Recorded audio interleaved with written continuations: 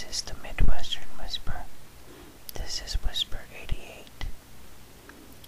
I'm going to play a sound of a bottle being wrapped in newspaper. The sound of newspaper wrapping or rolling or moving has always relaxed me. It's only for about a minute. And let me know if you like that sort of thing. I've seen other people do it. And then when I come back, I'm going to read a few poems that I wrote myself. So, here's the sound effect. I'll see you in 1 minute.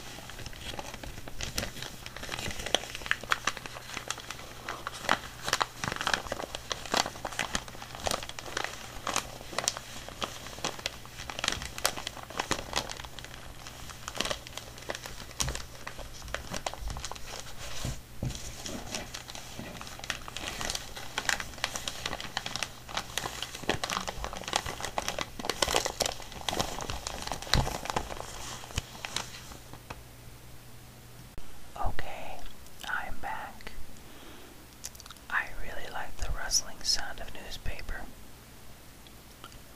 I originally had heard that on the movie Needful Things. You know, the old Stephen King movie where the shop owner is wrapping up a present for someone. And this was long before I listened to Whispers. And I used to play that scene over and over, as well as scenes in movies where people whispered. It was just by happenstance that I was able to come across Whispers on YouTube. I actually just put in Whisper and was hoping to find somebody. I was unaware of the community, and it actually had already been around for about 2 years. And I'm glad I found it. I lost my faith in it for a while there, but I'm feeling much better about it now. Okay, I'm going to read a few poems that I've wrote, and these poems can be found online. If you have any desire, I will put the website up.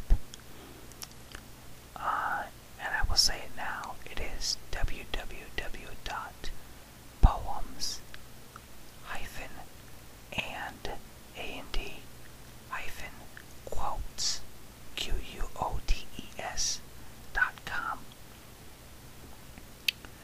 Just look under or type in Timothy.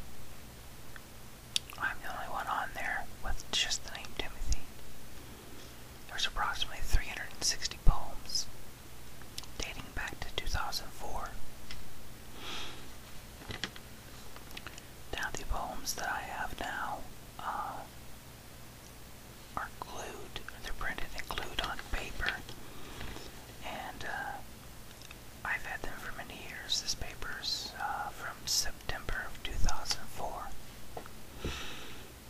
So it's probably why it sounds a little crunchy. But I'm going to read one right here. Okay, this is entitled The Rose. And again, these are my own poems that I wrote. A token of my love in the form of this seemingly meaningless little flower. It is ancient ritual with amazing amorous power.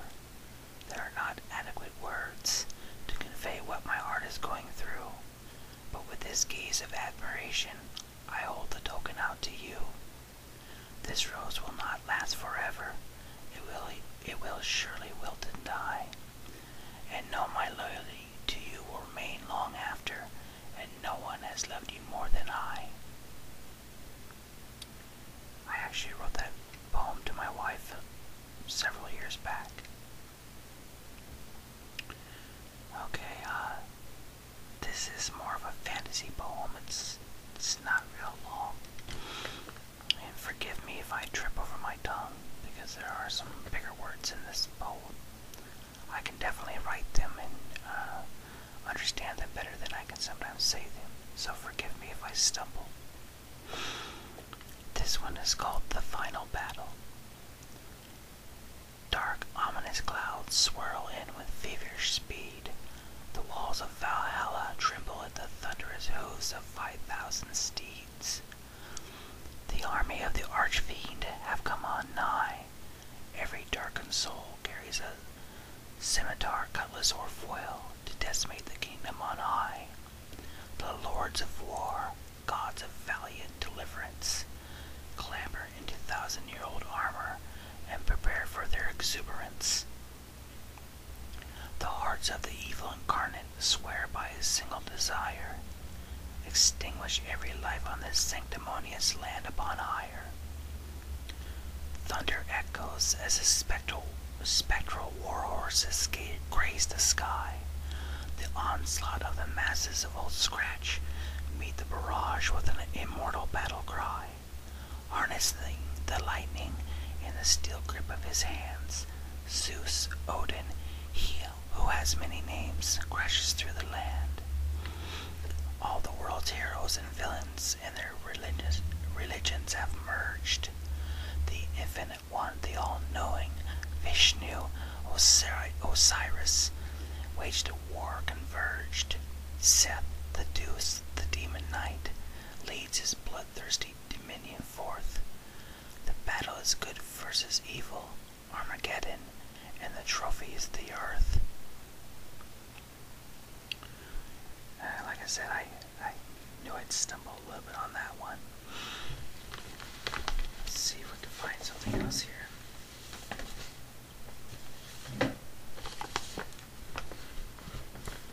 I'm trying to do it quickly. There's nothing worse than dead space on a whisper or on the radio. Here's a short one. It's one of my older ones. It's called Gain. Sultry summer air. The sun is a supernova blare. I wander upon the ground. It is often where I am found. I look upon the crowd, a sullen, silent sound. I speak often, relaying the notion, but old Mariah does not accept the notion. I'm beginning to realize why I go there to cry. The rest the crowd has attained is the sleep that I long to gain. And that's actually about a cemetery.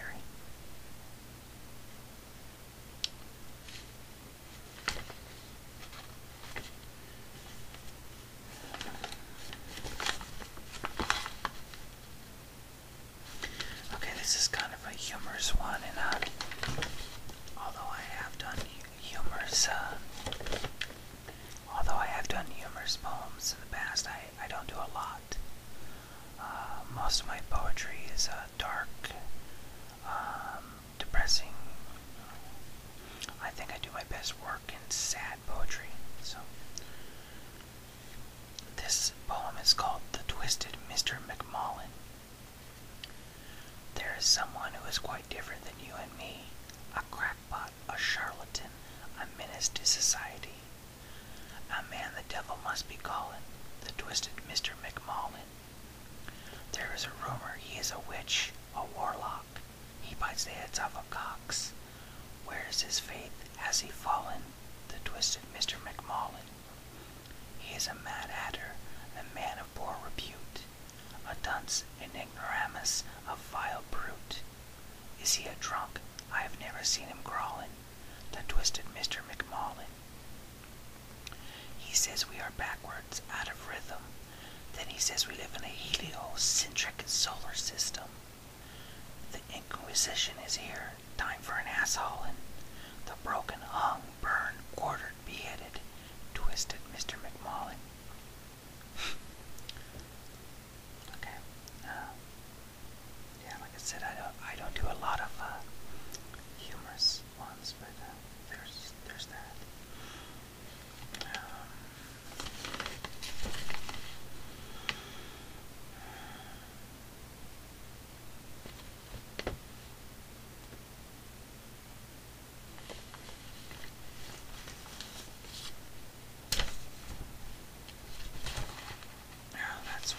That's way too long.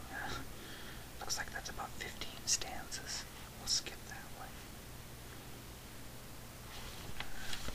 Alright, this poem's about hell. It's called Opaque. Life consisted of an ominous pretense, left alone with a cacophony of my silent loneliness. The well-wishers had long departed, left me alone in my solitude. My amability left me, replaced with a chaotic, shadowy brood. One quick blast, and I thought a great reprieve, but finality never came, and yet I grieve.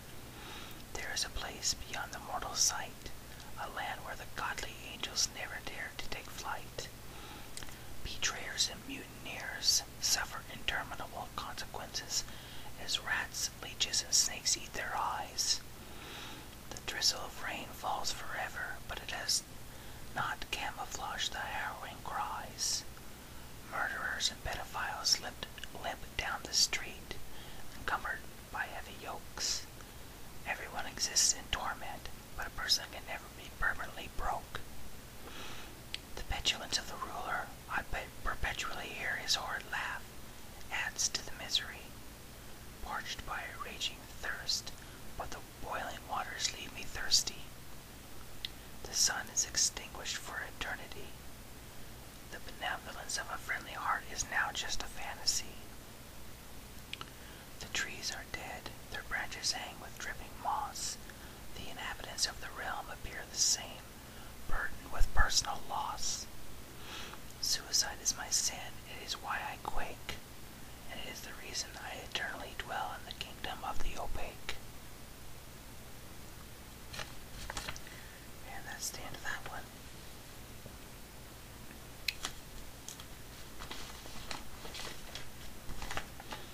Don't worry, we're not going to do these forever. I'm just going to probably do a couple more. Okay, let's see here.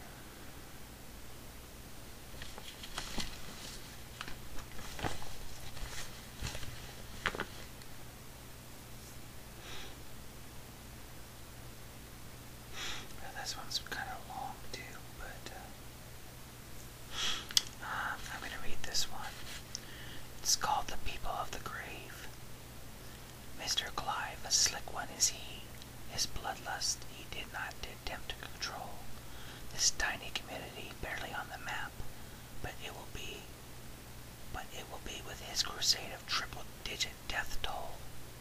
The first was the farmer and his wife, then the bludgeoned slave, the little girl still unidentified today. His heart as cold and lifeless as the deepest cave. The shopkeeper and the postmaster found with ropes upon their necks. With a deafening nitro explosion, the stable hand and a rider claimed in the wreck. Mr. Clive, impossible to track. There has not been a single identifiable clue.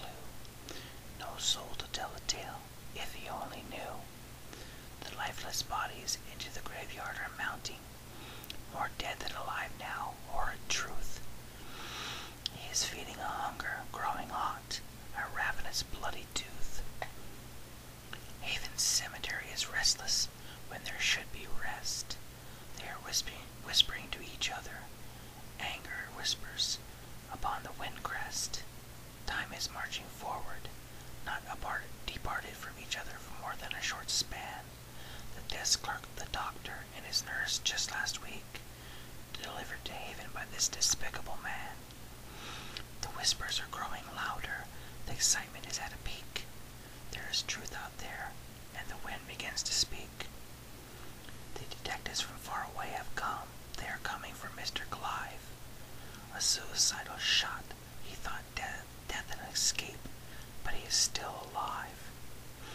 A chorus is echoing, because the people have a plan. The constable, the metal worker, and the clergy too.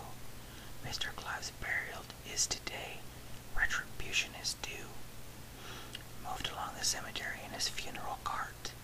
He can feel a yearning, 109 hungers, not unlike his own. There is no escape, bleakly disconcerting. His own mother, not 500 feet off, screaming into his brain like a banshee. There is rage upon heaven and earth and somewhere else. Now he can see. Sunk into the earth, final unrest place. Mr. Clive, the cowardly knave, has finally been introduced to his victims, the people of the grave. Okay, that's a bit of a fantasy as well, but let's see.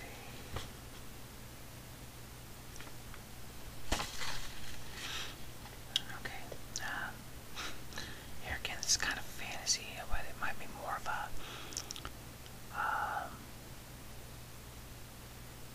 what am I trying to say? I always hate when I get on here and start talking. I gotta think my words. It's not necessarily literal. So this is called The Devil is Dealing. You are a high-stakes gambler, and the gamble is your life. You will take no advice from doctor, friend, or wife. Attempted Russian roulette once or twice, risking it all with a single roll of the dice.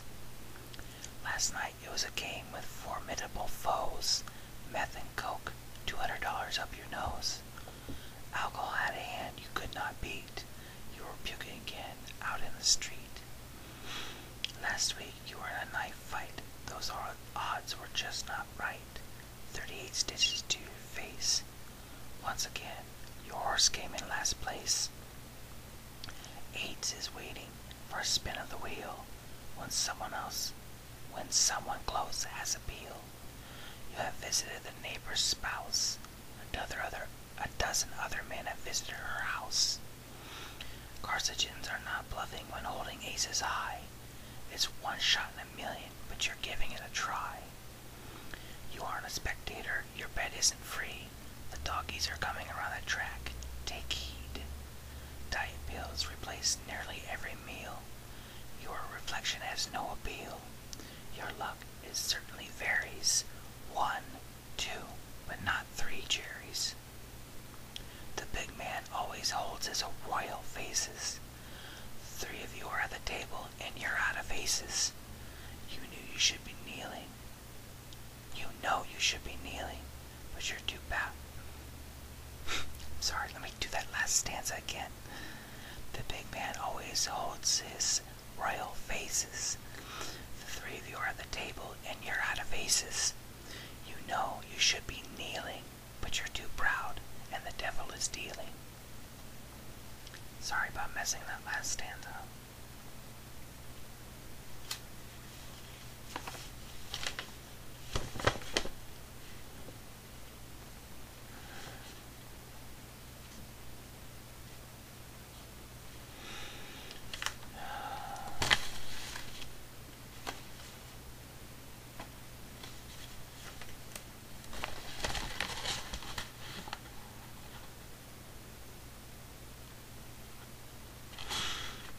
Also write songs, but I don't sing.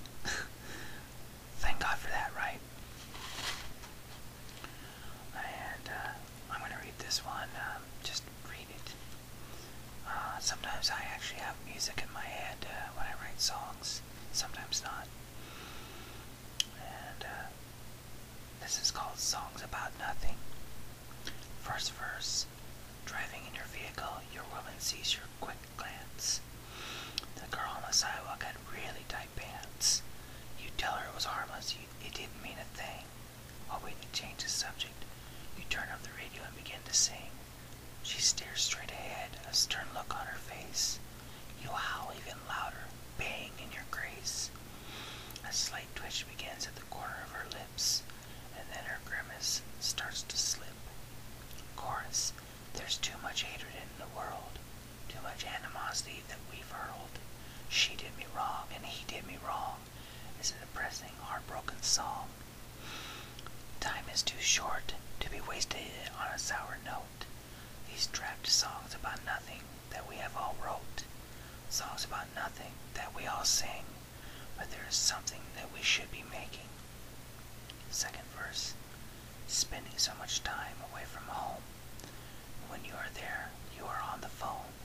Your mother and your father want you near. Even when you are home, you aren't here. You argue about curfew. You argue about alcohol and drugs. Your mother prays through her tears as she gives you a hug. Your friends are more important, or so they think. As you close the door and don't go through it, you give them both a wink. Repeat chorus. There's too much hatred in this world, too much animosity that we have hurled. She did me wrong and he did me wrong. It's a depressing, heartbroken song. Time is too short to be wasted on a sour note. These draft songs about nothing that we have all wrote. Songs about nothing that we all sing, but there's something that we should be making. Alright, I'm gonna do one more. It's 1 a.m., so I probably should finish up here.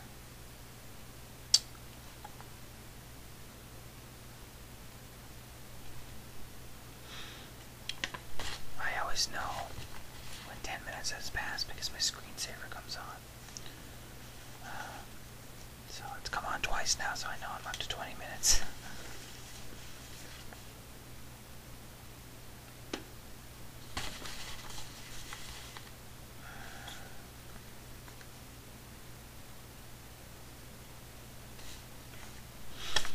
Alright, so I'm not going to spend 10 minutes looking for another poem.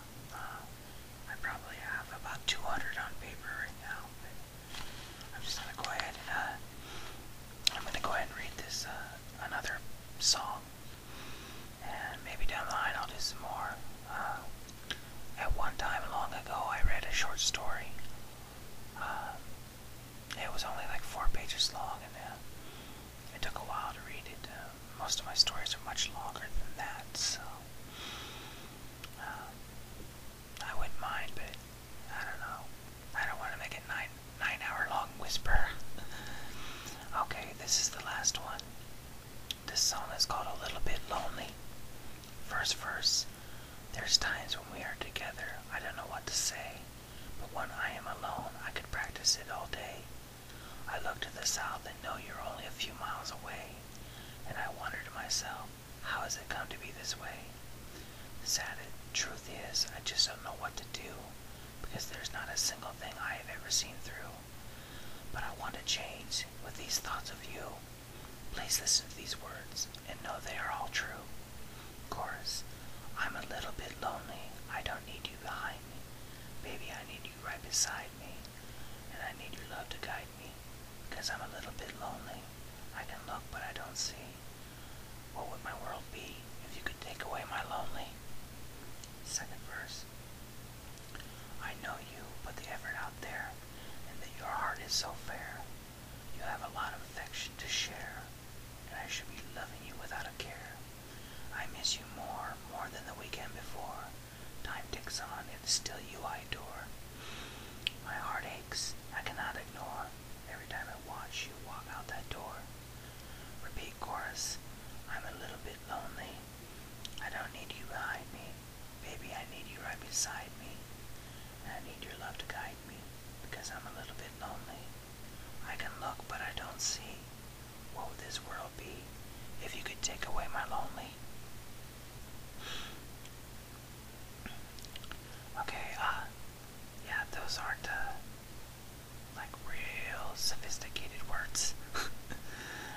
Just saying it like that, it seems pretty simplistic. But if you actually look at lyrics on a lot of songs, popular songs, it's a lot of repeat, and generally it's basic music, and emphasis in the singing definitely takes a very simple song and makes it into something great. As I said, I have poems that are, I skipped one because it was so sophisticated that I was sure I was going to stumble over every word. But I write real simple. I write sophisticated. I write short poems that are 3 stanzas. I write long poems that are 3 pages. And I've wrote short stories since I was 12 years old. But I thought I'd give this a whack, give it a whirl. I know not everybody likes poems, and it might have been a little hard to understand me, I don't know, but there it is. So